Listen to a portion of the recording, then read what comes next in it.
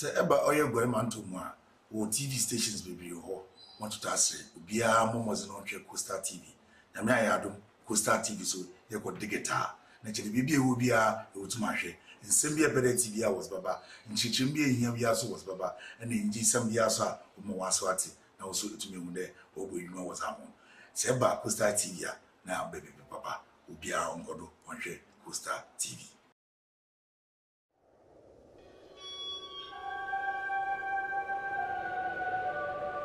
Where ni nonjo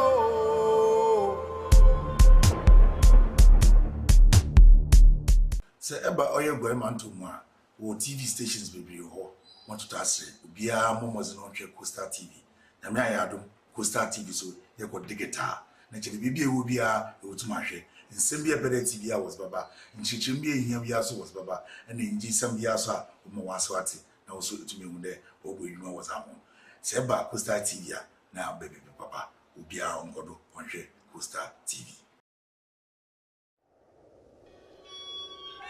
Naomi aya nampa na ye we aya tonam traba imoko bibia Costa TV na ya bawe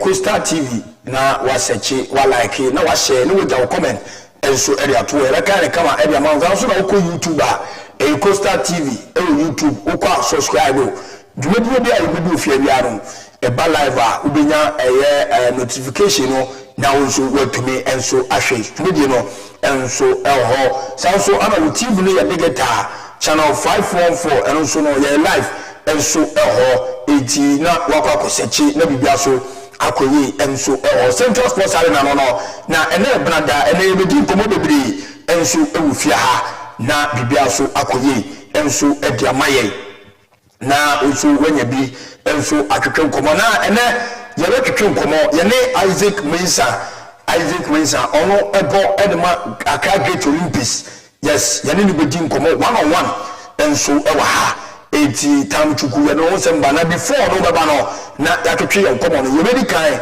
e de eye die ekoso e local cinema ndra Didi Dramani I omo Velino as new head coach at the Heart of Folk and the technical team on you be adwuma no omu nyina ye de eye on Velino and some Didi Dramani enso aka enso edi amamo any other issues emra Ashanti Regional Minister enso Kupiemu Kumasi Asante ko the training grounds assembly on the press no ko kan I the president Kapa Sunday Kotoko any how to folk eba bono eno wonsem enso ewa ha nti no ana ya kaboma ya di ebremu enso ewa ha etisa ana etie enso eho aha enti eno no enti saa na yeba be he no na ye de wonsem enso edi abremu enso ewa ha eti tamtuku na mungana mintwamo mumra meba na me de nsem no edi egu adama me de no Collins Afan Francis ene ono ne jira camera na chi they call live on Benes so eboy na you call live on Facebook Michael Sanso ana Richard Munyina enso eboy ana edigwadi no enso edi Ebremu Njuma any production team no ana maye bibia kama enso edi amaye na over screen no so a number eguoro number na eguoro emre so na opese odi wadwenkyere enso one edi to so a na wafa number na eguso no 0597509 05975000939 na oso wafre na oje wadwenkyere enso edi aba enso ewa ha enti eno no metwa mo ho kakra ba meba na me de nsem no edi aguo edi amamo meba sisi a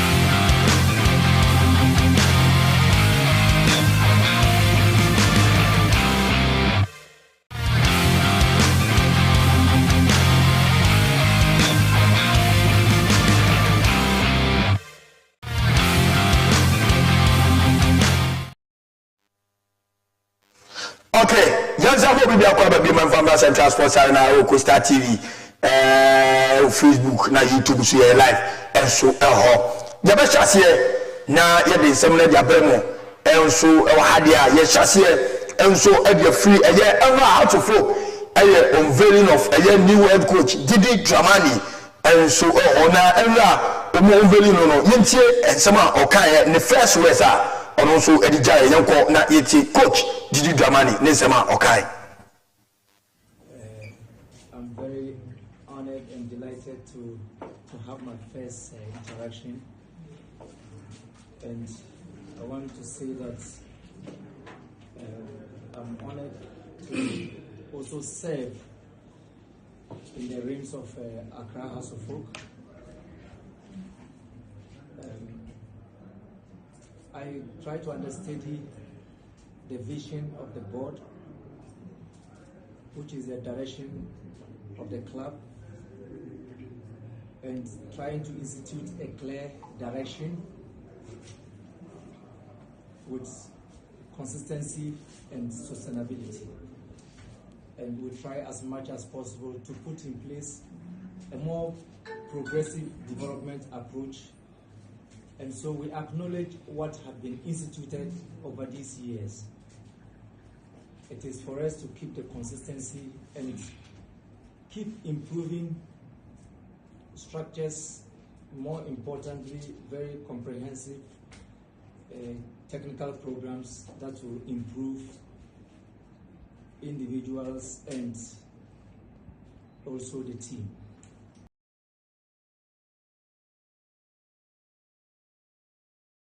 Okay, we are and some coach Didi Dramani editu Ghana and we know and ebusa ne say na onko na we go so onko ntumi nya dwuma no enye mani ye nti obi ya obia support se obia ebebo ne enti ana odi omu a oju omu di technical team oju omu di a owo gidie ewo mu o trust omu e believe omu edi omu ameka omu nti se ma coach Didi Dramani e kan erefa ne new technical team a ono mu be adwuma no. I'm very honored and delighted to have my first interaction, and I want to say that I'm honored to also serve in the realms of Accra House of Folk. I try to understudy the vision of the board, which is the direction of the club, and trying to institute a clear direction with consistency and sustainability. And we'll try as much as possible to put in place a more progressive development approach. And so we acknowledge what has been instituted over these years.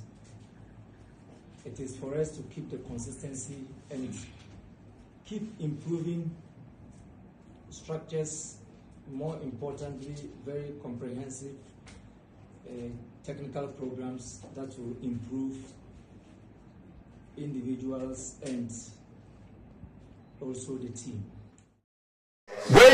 And some Didi Dramani and so a kaya dear once a minute at the banner or where you say Oba na waba restore a year or seem to focus in the Obama out of folk according glory days na umo ama supporters and so any agina or no the help to folk Eddie Babu belong give a also more a belonging Yentin Sama Didi Dramani edituja.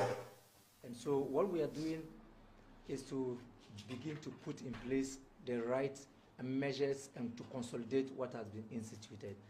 And I will entreat the media to give us the needed support. I will entreat the board to continuously support the technical staff who build a culture of a winning inhabitants within the club, and that is part of the processes that is going to effect from a shorter term to a longer term objectives. And I believe that we have what it takes to be able to bring these functions into play. Thank you very much, and we appreciate your coming here. And once again, to the board. We are very honored. They gave me the opportunity to pick who I really love to work with, and so I bring along people that I believe and trust that we will be able to institute, and that is why I keep using we.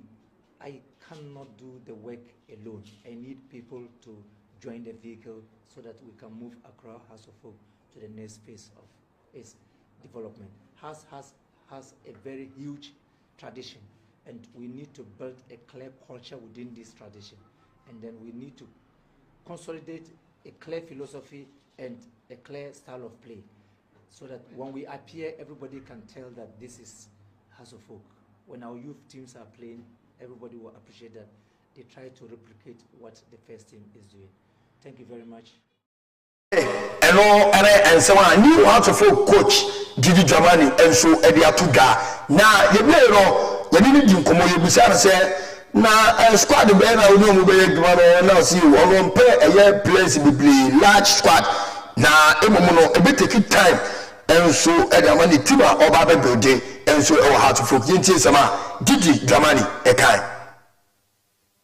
If we come to serve, other times we leave, others will come, but the fans have nowhere to go. And so if there's anything that we are bringing to Accra House of Folk, it's something that we try to bring to Accra House of Folk and the fans. And so I believe that, the good football the board is speaking about, the discipline the board is speaking about, the passion, and then the anxiety of purpose that the board is speaking about. It is all about refining something that has already been instituted. Then we will try to translate this onto the pitch. And I believe that when we continue to do this consistently and we are able to sustain this over the years, we'll bring Accra House of Folk back to where the club really belongs. When and some coach Gigi Dramani Eddie Atuga. The way they say Fifi Banson, second assistant, I say Wajia to Monintum now, and no one said no can say no so. I know technical and issues, I am a very confidential and a privately in a legal country or no. I will listen to Fifi Banson, everybody join technical team, Yinti Sama, Gigi Dramani Ekai. It's in we inherited some assets, and what we inherit is what we work with. And it is important to always acknowledge what they have done over the years. It is part of the team building process, and it's very comprehensive. Sometimes we think about last year something should have happened, but that is not what is in team building. That is not what it is. There's always a learning process in every failure of football development, and so all the past years that things didn't go on the way everybody expected, but there have been a lot of gains.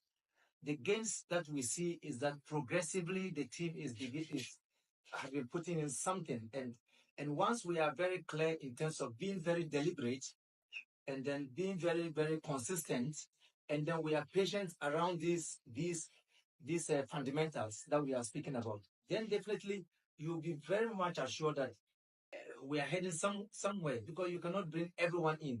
You only will be focusing in one or two areas and backups, because a strong team is a team that is comprehensively instituted, that you can rely on everyone to get on.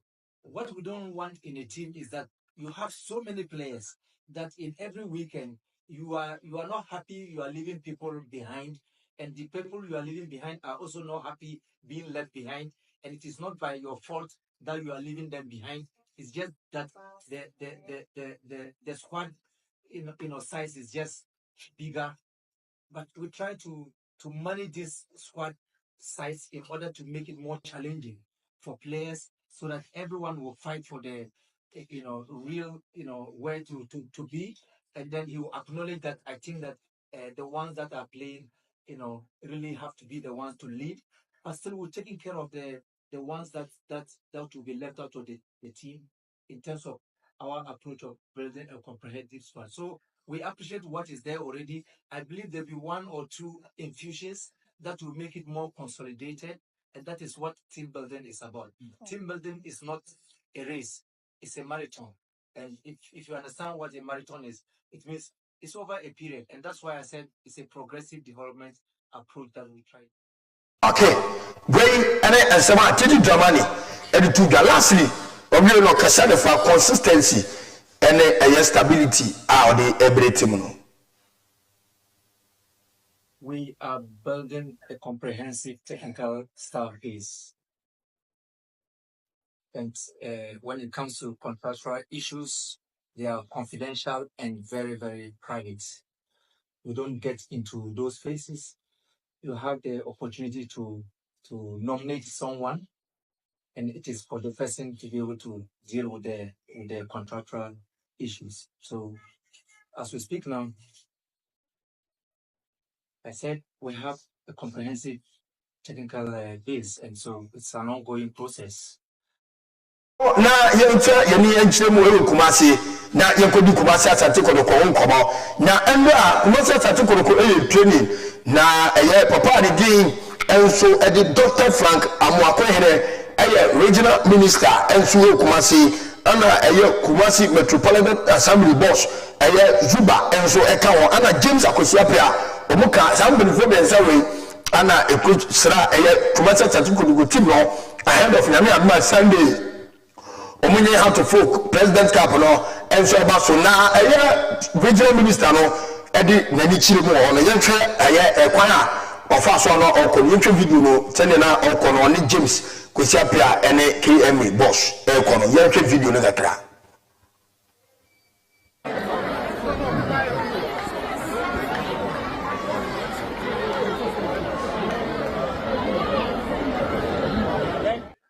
Thank you very much. So, I'm a supporter of Kotoko. My phone number attending most of their matches, and I've been watching them as well. Sunday is a very significant match for us. It's a President's Cup. I mean, Kotoko versus Hearts. And when it comes to Kotoko versus Hearts, it should tell you that it's the soul of the country. And for that matter, Kotoko being the soul of Ashanti region. Thank you very much. So, I'm a supporter of Kotoko. My phone number attending most of their matches, and I've been watching them as well. Sunday is a very significant match for us. It's a President's Cup. I mean, Kotoko versus Hearts. And when it comes to Kotoko versus Hearts, it should tell you that it's the soul of the country. And for that matter, Kotoko being the soul of Ashanti region, we need to provide them all the support they can get so that they'll be able to make us proud, God willing, on Sunday. And prior to that, the Greater Accra Regional Minister had actually thrown out the challenge already. So that it's a home match for her. I want to assure her that Accra is also our home. So we are going there in our numbers and with the right support for the team. We are very confident that we're going to win the President's Cup come Sunday. So we came to observe their training and also motivate them and provide them some support and let them know. And some of we time on Mubisa say now or Kotoko fan and I say or your regional minister into no so or Kotoko fan into and yes Afrina or Kotoko fan and that now you got time now over ever team training girls no. To provide them all the support they can get so that they'll be able to make us proud, God willing, on Sunday. And prior to that, the Greater Accra Regional Minister had actually thrown out the challenge already. So that it's a home match for her. I want to assure her that Accra is also our home.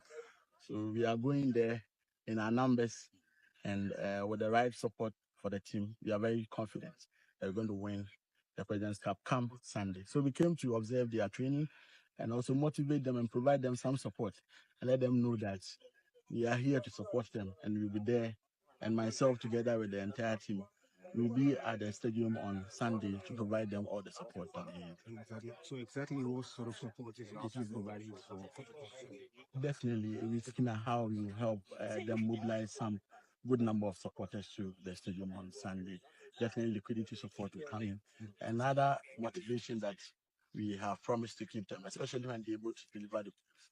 So we're expecting that they will deliver more goals because every goal will count for a sort of package we have for them. And I'm very sure that the young men will do the needful and make sure that on Sunday they make us all proud. Wey and some opinion and so can we the winner or could be also book provided any support to be and so the protocol. Now, the middle of $1,000 as preparation for the game. And you are so mobile, say to me Jack up now, and also obviously or also everybody why dear once more every 2 Ghana you could go my hair or more for that family. Enoch Morrison, I mean, we have to say now for now or very difficult or say he said very difficult say or and so Edema Blasters because position Anna Lake everything pa yinti sama go my here more for that the from Enoch Morrison edituja I say I'm going to but I'm not sure me okay we say me natural exam yeah there last time they say Ghana miss me Ghana so that's all and your one price see there is difficult maybe I'm come interview say it's difficult you can't play now because you go Kenya what I say and now maybe number 6 number 8 number 10 so your friend last time say what am I going to play against Pate Kudus I can't. And yes, I mean to me, but the reality is, we can't go West Ham and we are playing in Kenya. No, and the best thing is you're a pushy. For now, Africa, you're a pushy. You're not allowed to say Lali, Sundance, this and your money be boa. Definitely, we can now show say we are ready to play for the Blasters. It means that you have to put in more work. Yes. And for now, my focus is getting a very big contract, very huge team. So, standard, and I think the performance now made than a duo. Kenya and big opportunity like Sanders and Lali Misanyamana. Definitely they are going to call me because my work will speak for me. They are going to call me for the Blasters. Tell me who have you. Don't come and do jump call for now. Tell me Matthew, Mama Ghana into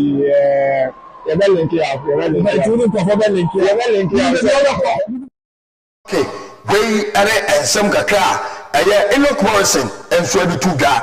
Now you call a Kutubo outgoing Ghana Boxing Authority President. When Abraham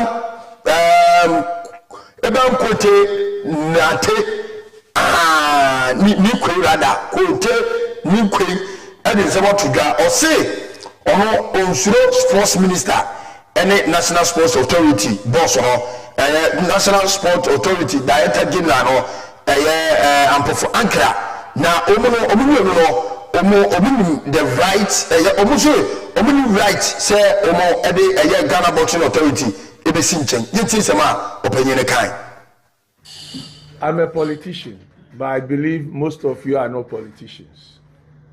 I'm resigning because of His Excellency the President and also the party I belong to. But I'm not afraid of the Minister and the Director General at all. I cannot fight my own government and my own party. But I also encourage the Roger Bano and the board members I'm leaving behind that the NSA and the ministry have no right to set the GBA aside. They don't have that right. And if you will sit down for them to do this, then you are setting up a pace that will continue. They don't have right. You are an autonomous body. They have a reason why they want to do what they are planning to do. And I will encourage the Boxers president, the board members, the NSA, and the minister have no right at all. They should not bring politics into sports. Sports is different and politics is different. So sports is sports. Politics should stay away. I'm a politician and they are having issue with me. That is why I'm staying away from the sports. So they should also stay away from the sports. Okay, and some Abraham Kote na Nikwe and so and the founder we will say some for me to be for the BNC I minister no minister no NSA Director General no to so so na honorable this time Osenka Uma resign. Yinti Smokai. Go through the report. After the minister had this report, he's supposed to give the GBA a copy. Why is it hiding the report? He's supposed to give the Nigeria Boxing Control a copy. Why is it hiding the report? He's supposed to give the report to the media. Why are you alone having the report and say you are going to do a reform? You understand? What are you people hiding at the ministry? The boxing family is bigger than you, the minister, and the Yarampofu. You should stay away, should stay away from Ghana Boxing Authority. We are an autonomous body. We are not under him. It is the amateur, the Ghana Boxing Federation. They have never supported us in any way. And exactly when the Nigerian boxer came here to die, they never give us a 10 cedis. Both the NSA and then the Ministry of Youth and Sports. The minister told me he cannot work with me. For whatever reasons, I'm a politician and he's a politician. I'm leaving the sports that we can go back and fight. Because I don't want to use Ghana Boxing Authority to fight him. I said, sports should be on its own and let politicians also fight. But they know what they have done. He and the National Sports Authority, they know what they have done. If they are honorable men, by this time they should be resigned. Okay, we and Sabah Abraham Kote Nikui Erituja. Owe was so wajatum or a politician. Na or a politician in there or a politician or a fighting. Na or a fighting and so boxing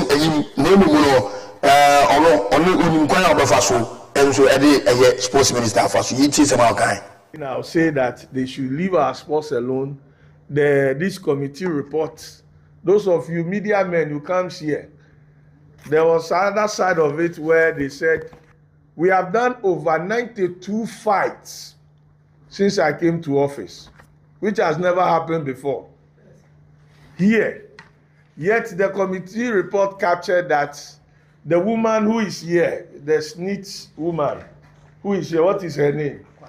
Aqua Harrison, put in this report that we give we to the ladies who sell here to sell for us. In this report. And you, the minister, you should at least invite us.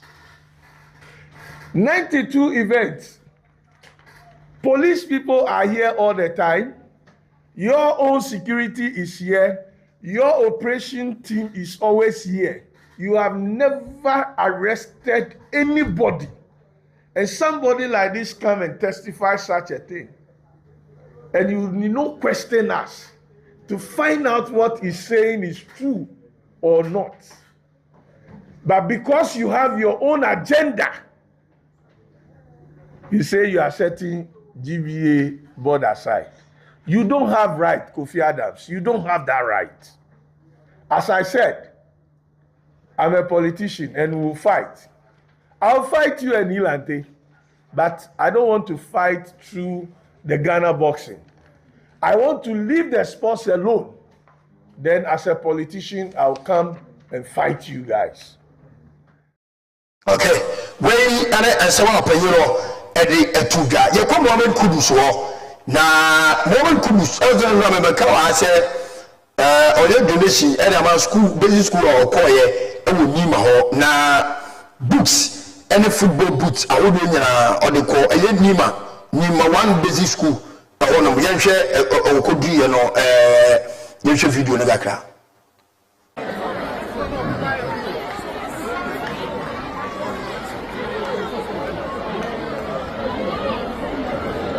Thank you.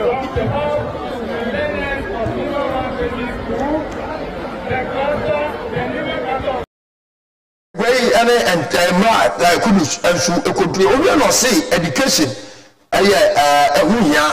and so about football ma education very pivotal and so our football mo yinti some o kan at the school for no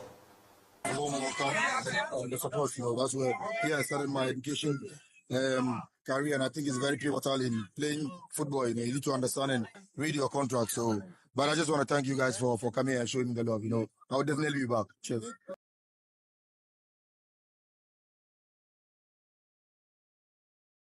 and some kakra and so if you eba na engo we no ana akola ketuwa bi enso eje mic ana start say oda kudus ase je wababeye enso ede amomo obi ye no ana kudus ebam no yenti akoda no ense no kan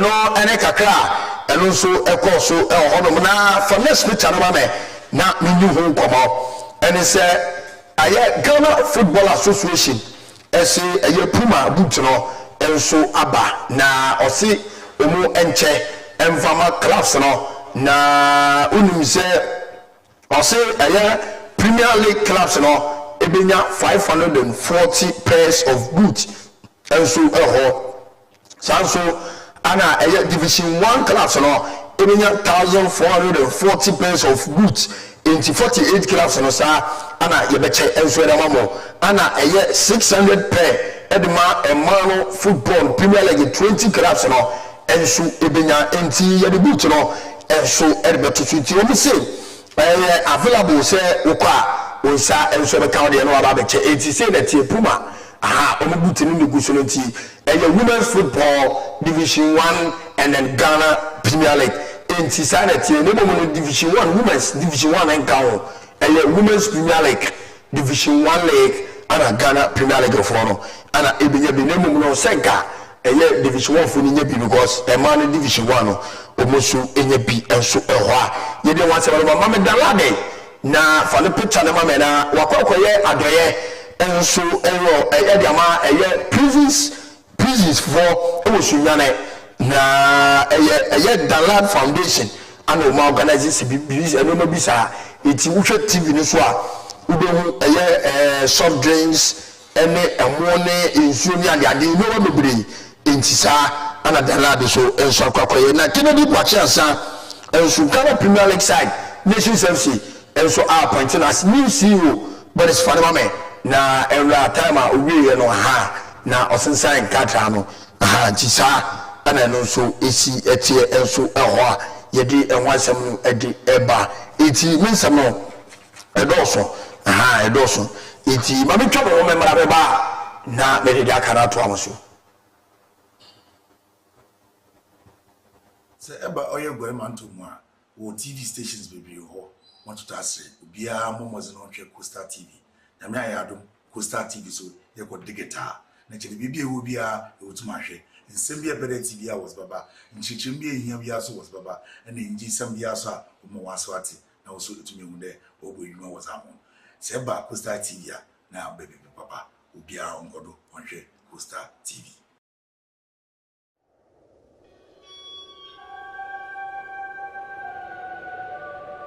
Where ni nonjo man kada mababo chefes bi osene na mako ekwama na odem fita na pemi ndidi mpeda me fele me tank ekwama na odem monye dichine maya basa irade ekwama na odem yewe komi bien ayade combat yefuno come na odem yo go by the name Don Prof. Tune in to Costa Television or the Guitar 514 and YouTube live for tour. We are back for Star TV. Respect. Where ni nonjo Medra Naomi I nampa na ye we aya tonam traba imoko bibia Costa TV Midrana Naomi, I had Nampa and I away. I had Tonam Traba, Imoko Bibia, Quasa TV.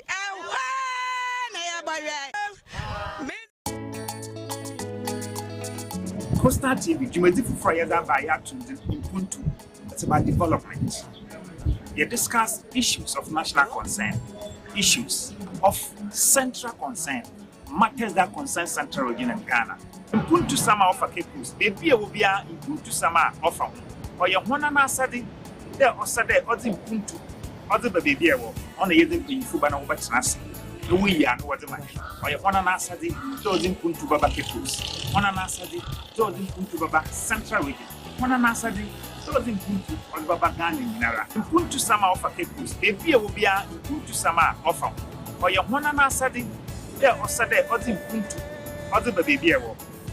In the P and a Batinasi, women down of Pediara. Live Ever Costa TV. Costa TV, your own face, your own voice. No, may you see my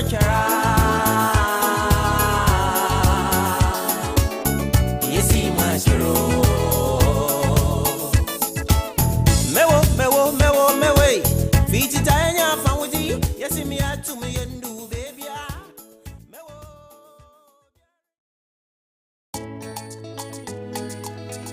Costa TV, Jumedi for Friday by Yatunde in Puntu. It's about development. You discuss issues of national concern, issues of central concern, matters that concern Central Region and Ghana. Puntu Sama offer Kepus, baby will be in Puntu Sama offer. Or your one and Asadi, there or Sade, or in Puntu, or the baby on the Yedin in Fubana over Trasi. We are no other man. Or your one and Asadi, those in Puntu Baba Kepus, one and Asadi, those in Puntu Baba Central Region, one and Asadi, those in Puntu on Baba Gani Nara. Puntu Sama offer Kepus, baby will be in Puntu Sama offer. Or your one and Asadi, there or Sade, or in Puntu, or the baby in the P and a Batinasi, women down of Pediara. Live Ever Costa TV. Costa TV, your own face, your own voice. No, may you see my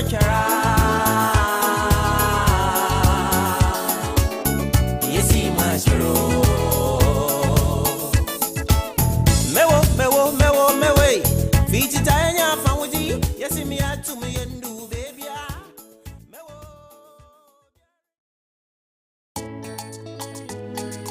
Koeusi can tell you Coastal TV is now on digital. Catch it on 514. Watch Coastal TV, the best news.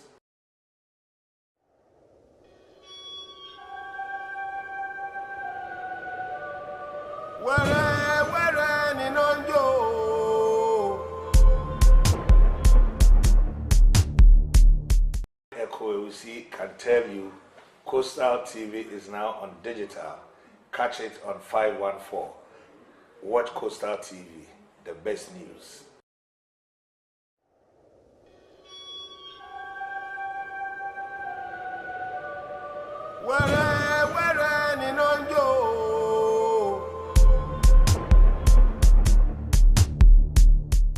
Koeusi can tell you Coastal TV is now on digital.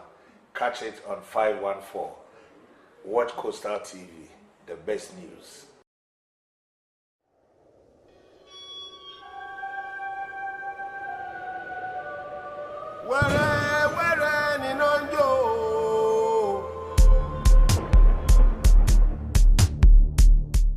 Koeusi can tell you Coastal TV is now on digital.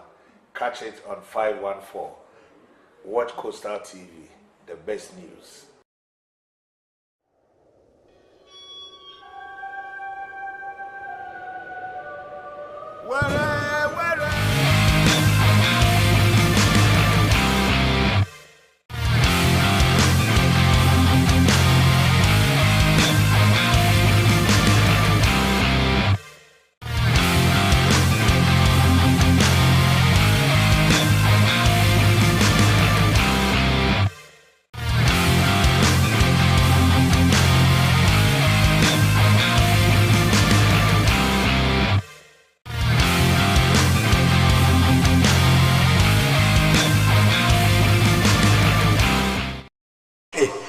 some of the Akara Bema from Tumedino and so now na Yelche na Yelfan Semaka and Fa and Kawan Famana Ghana as you know, unim say transfer window na be na window no equara echo should be move omomuko free agent so call and omomu contract so win so and so na yanko kumasa sante kotoko unim say already no Frederick Asare echo go so contract on them na goalkeeper waka Mohamed Kamara also say oya akutwantumu ansana wa extend the contract itama ayehu kakra enso ehode metin say Tanzania clubs no so aba no ho ama abantene force way out from the club ayede en one semino edi ebrem yenko next team next story mofoda friend Richmond Dalco wono enso metin say we free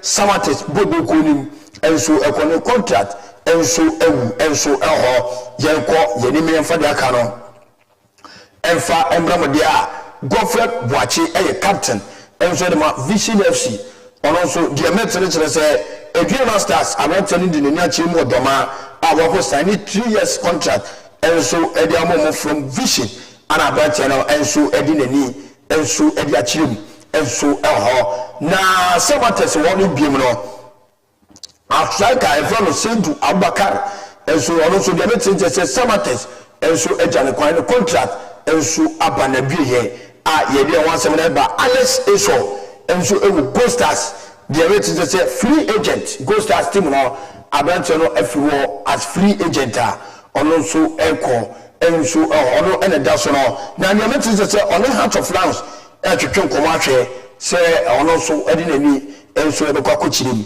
enso mame Arefi Regional Division 2 champions no fa to so mame na mini omo komo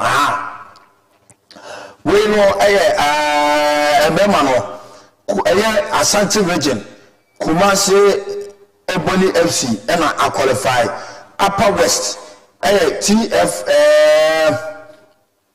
Exponential ana Eastern region Golden Warriors na upper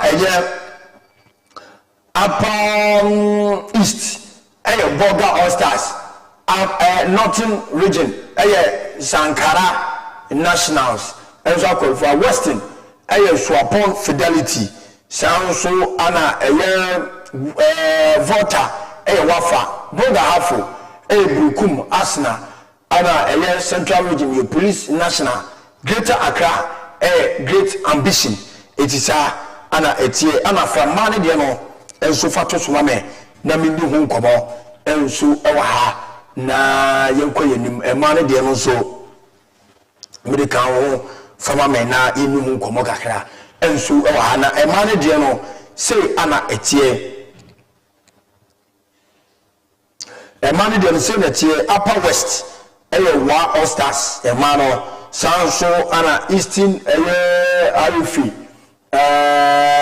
Which sister Central Asian Socrates Volta Anlo ladies Bonga Afro Doma Candy ladies Western region Samatex ladies Bolga Upper East Bolga Sharp Irish Emano Anna Shanti Aston ladies Northern Prepare ladies and a Greater Accra Hearts ladies Oak Hearts Emano and so and sa and so isi etie and so enchibia yene Isaac Mensah and so ebese yon komo twetwe no and so ase edi efriwo and so edi amamosa and so eti etie and so yedi won komo and so edi amamo ewufia no ma yedi enwasem no edi ba and so Costa TV and so ana yedi etena I did video no and so at the Ebremo Sanso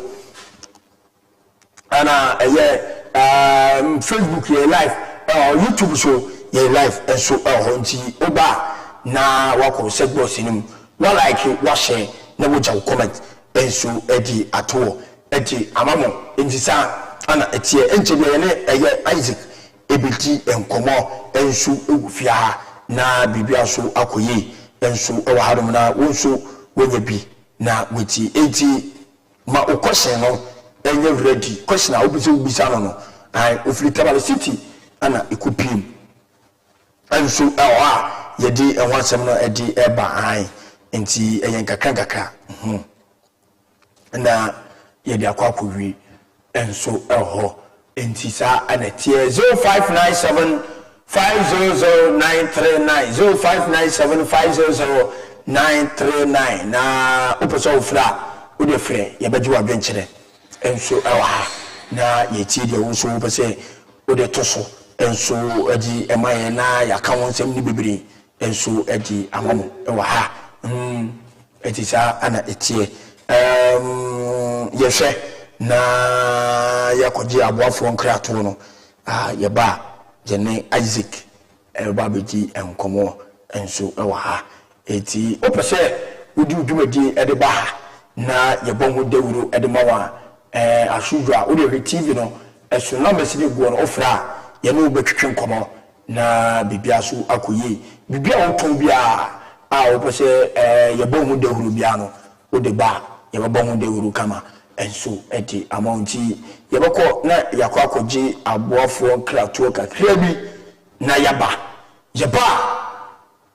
yɛde jaka no ɛde bɛma 53 minutes past 10 yɛkɔ aba sisi yɛba yɛde jaka no ɛbɛto am so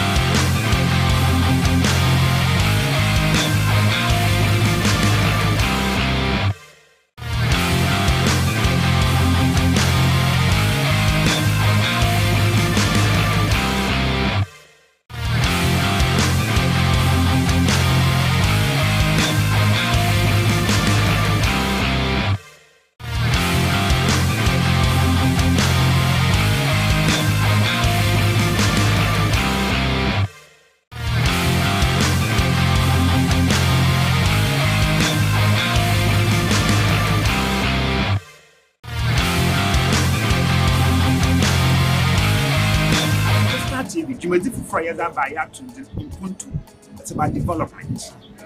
You discuss issues of national concern, issues of central concern, matters that concern Central Region and Ghana. Impuntu sama offer capos, baby will be a impuntu sama offer. Or your one and asadi, there or sade or the impuntu, or the baby on the Yedin in Fubana over Transi. The way and what the man. Or your one and asadi, those impuntu baba capos. One and asadi, those impuntu baba Central Region. One and asadi, those impuntu on baba Gani Nara. Impuntu sama offer capos, baby will be a impuntu sama offer. Or your one and asadi, there or sade or the impuntu, or the baby in the P and a bat nasi, women down of Pesiara. Live ever CoStar TV. CoStar TV, your own face, your own voice. No may you see much you see much me way. Visit Tanya found you. Yes, me to do, baby.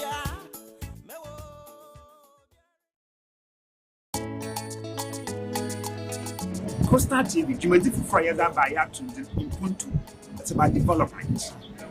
You discuss issues of national concern, issues of central concern, matters that concern Central Region and Ghana. Ubuntu sama offer capos, baby will be a Ubuntu sama offer. Or your one and asadi, there or sade or the Ubuntu, or the baby on the Yedin in Fubana over Transi. The way and what the man. Or your one and asadi, those impuntu baba capos. One and asadi, those impuntu baba Central Region. One and asadi, those impuntu on baba Gani Nara. Impuntu sama offer capos, baby will be a impuntu sama offer. Or your one and asadi, there or sade or the impuntu, or the baby in the P and a bat nasi, women down of Pesiara. Live ever CoStar TV. CoStar TV, your own face, your own voice.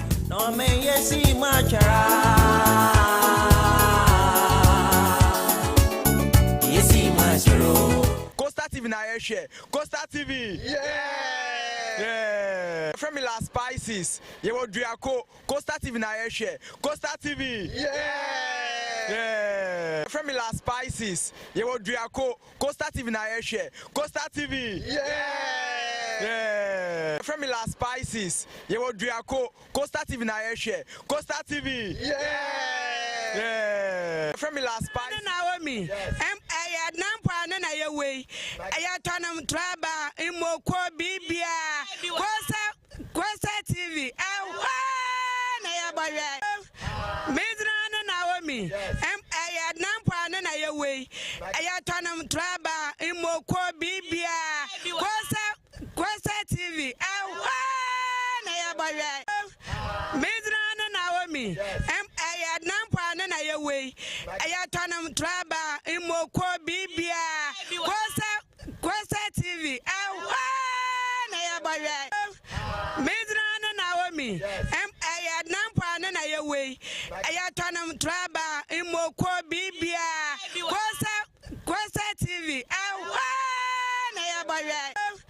Midra Naomi. Aya nampa na ye way. Aya tonam traba imoko bibia. Kosa TV. Na ya bawe. Midra Naomi. Okay. Demo bia kwara biem emfamra dwumadi no eso Central Sports Arena han sanetie ene no sa na yekono to atiase na emra Club Cup no egusu ekoso round of 16 na emra surprises pa isisi surprises na unim se emra Inter Milan etroma Fluminense from Brazil ebomo ekanimi no mafrim na edi controversies ni kasa bebre Lautaro Martinez akasa na o say omo bo edi ama badge no nti wo a wonye ready say wo bo no free team mu ko na o ka asem sa asem no bilimenya ka kema embra hakan ka no guru no fa so free team mu na okọ Galatasaray nti kasa ntwu bia eni mura nti sa ana koso na yekodaye esore nya no peya yesore ya Man City esore akọwo ho asemba kureni na onoso no kowo ho na enra ye shake na se ana dwi eye 1 o'clock na ya deda na omu de omu ne omu ne ma na ti sa 1 to 2 ni de na omu de nkomo ye de ni abre ye rebo di ye omu shijani ana ye tuwo ye rebo na ye check game na say 9 minutes ana Bernardo Silva e she go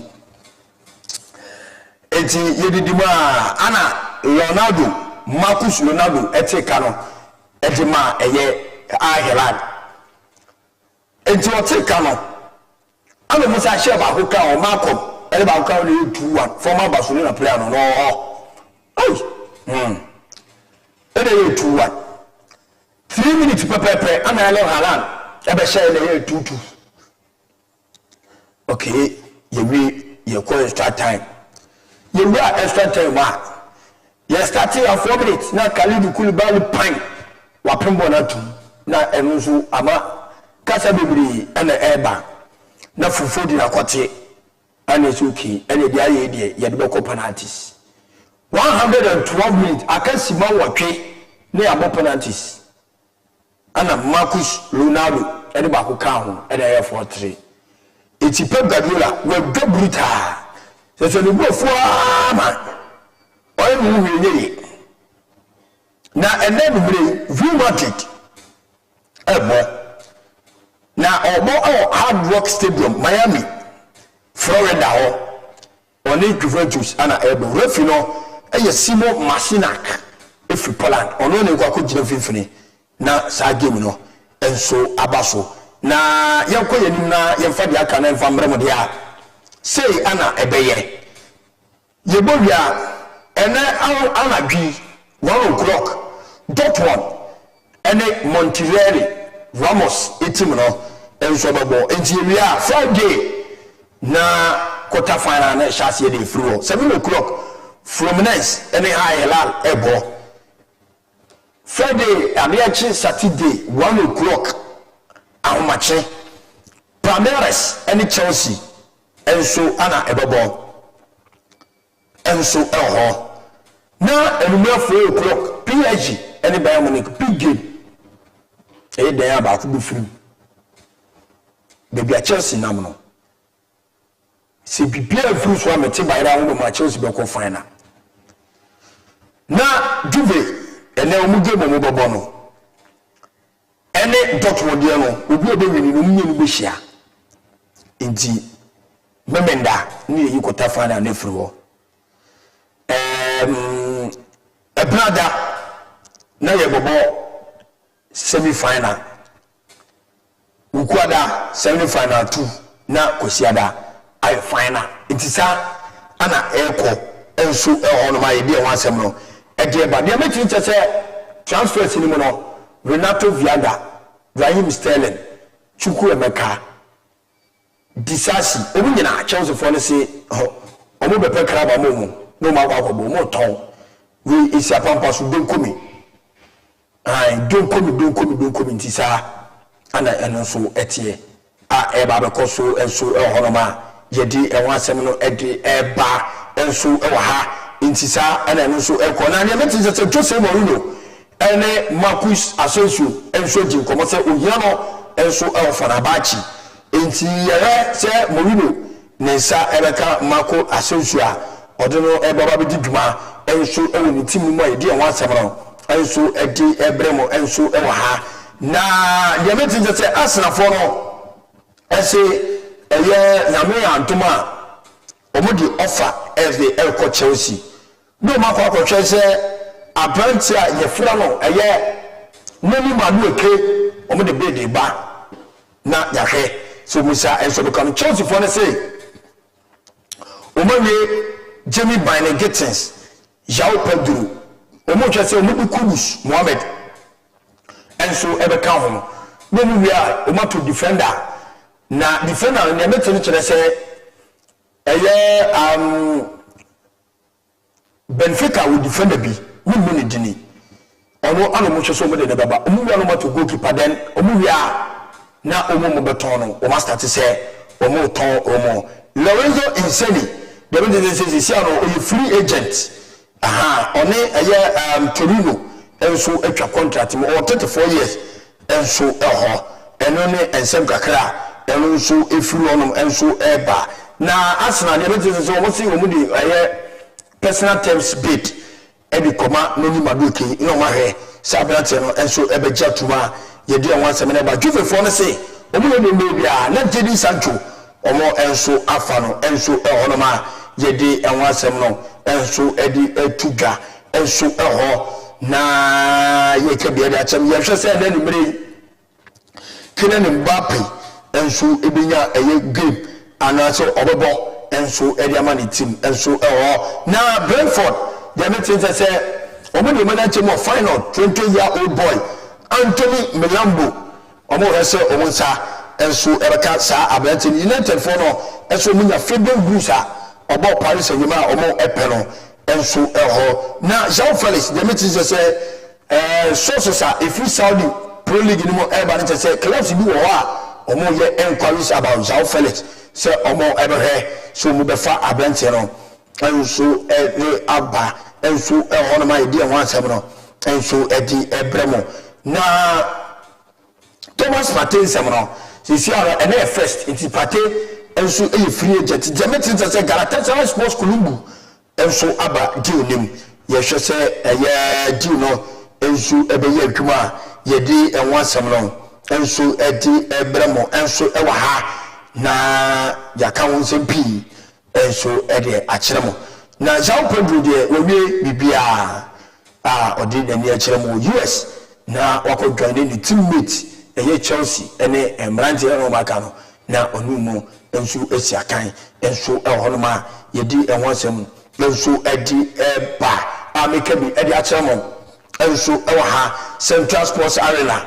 ade edi awansem na eye Tottenham edi eye bid ekoi ema eye edi ko West Ham so mu prekudus na omwaje obi 50 million omuti dabi yanje na omo hwehwe eye 80 million na omwaje enso nje omwaje na personal terms ne de omo ne abrantie no eji won koma personal terms ne de problem bia enso eni hono ma yeji ewo asem na eji eba enso eho ameka bi ede akyeremo ewo hanom intisa ana etie Barcelona fonde omso mu yedi bibia na Nico Williams enso ababe cancer enso ewo ma yedi ewo asem na di bremo enso ewo ha intisa na tie na enyezu na nemiti se Jema Musiala enso ejideni baya ho nemiti se Jesse number 10 ono na abehwe na John Dunan efi Al Nassr oko Jema ya oko yu ana ufrase na ko ana no man ko yima oba waba back to Fenerbahce odin nya chemo Fenerbahce enso ebedi djuma area ma Jose Mourinho de this season de oni bibia excuse bia enso edemaye oni any excuse bia enso edemaye enso elha yedi enwasem na ebana ne Arsenal de omode atu dwane se abanti ade den enso ede ayo ebereche ezi Arsenal for no say omu ya na den ewo mutimnim na abanti no so ama Arsenal for no so mo pene dia ono so say why not Arsenal ba ono so ebeko sa enso ana ifiro enso eba me dia wan seven enso edi tuja Chelsea for no say 35 million pounds ewo Christopher Nkunku opera na wababeji na odeko enso ehono ma yedi enwan semina di tuja na club cup ni Chelsea for no escapa o escapa enu gudu mode to top press kan etisa enu so esi etie enso ehono ma yedi enwan semino enso edi etuja enso edi amamo enso ewa ha etisa enetie enso eho na Musiala de maka chem se isi ono na be se Jesse number 10 ono na be se Jesse number 10 ndi Francis aya na wa check wo hono enso de am se nipa no aba bidura na maye ne hu de eko so atase na udu sanse mu no aya na le tado matres no when I say I'm the captain and my message is very clear. Whoever doesn't want to stay at the club, goodbye. As a team, you go. Emu nye baku say. Emu nye baku say. Team you nye kwa. Emu nye baku. Just say, you show me 5 no. Omo frustrated up to now. Emu nye moye.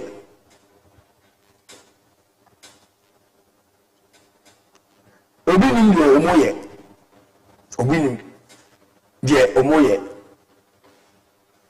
pate mentiasie say Arsenal for the to me job pate say onko because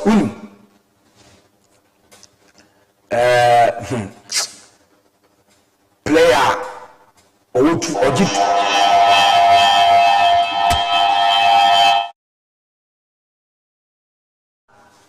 na sa woka se 200,000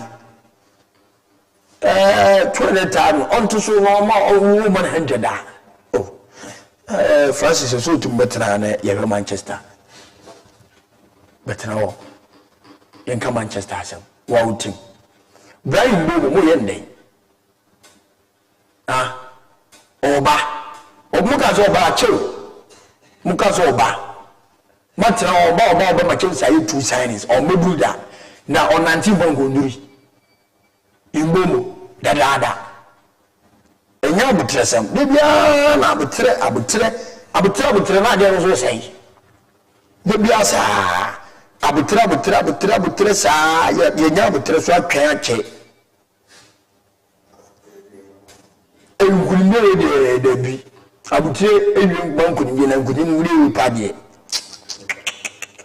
eyiyi enkunne wi pade mene mo nya adwene osi o jai o ma omududa onanti banku nduru Manchester kurunu onanti ya Manchester kurunu cheke woduo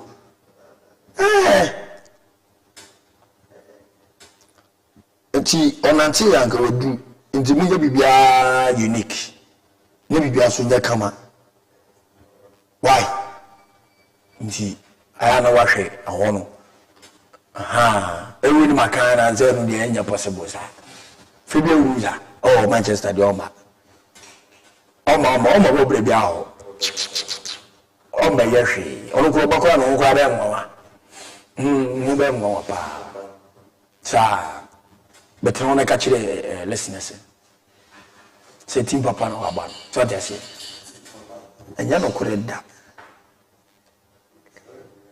no kore udim se play bia wo be kon mu fes ka maji mu ni maduke mumpe hwe onimbo papa o good player dem mu no ye onu nya bi mmo na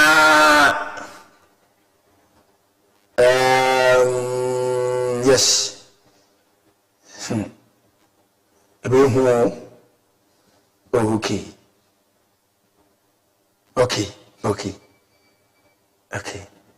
enye asemkuto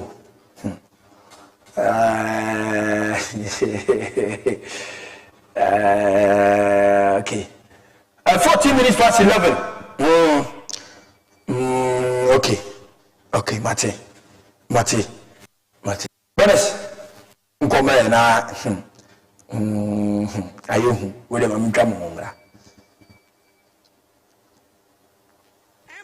nampa na ye we aya tonam traba imoko bibia Kwasa TV na ya bawe Mizra na Naomi aya nampa na ye we aya tonam traba imoko bibia Kwasa TV na ya bawe Mizra na Naomi aya nampa na ye we aya tonam traba imoko bibia Kwasa TV na ya bawe Mizra na Naomi aya nampa na ye we aya tonam traba imoko bibia Kwasa TV na ya bawe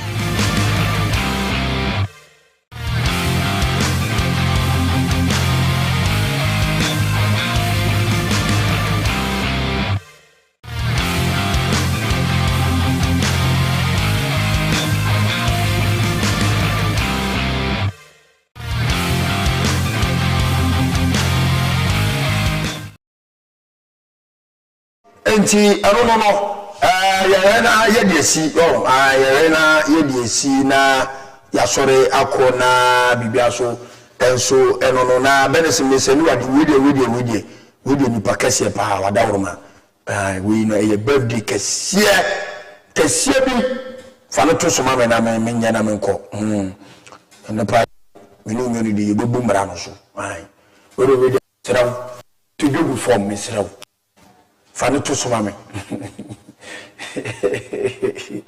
we do me seraw fano to so mama na me ni no nkomo mamni no nkomo na abra askutef no so no aka ho bi daja odin sachi mi sejenye enti ene na woda fano to so mama na me no nkomo na odin to so a de maka na maka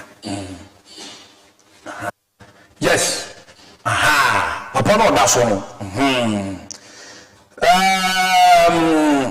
ene aye Chairman Stephen Kojo Ayen Chairman enyini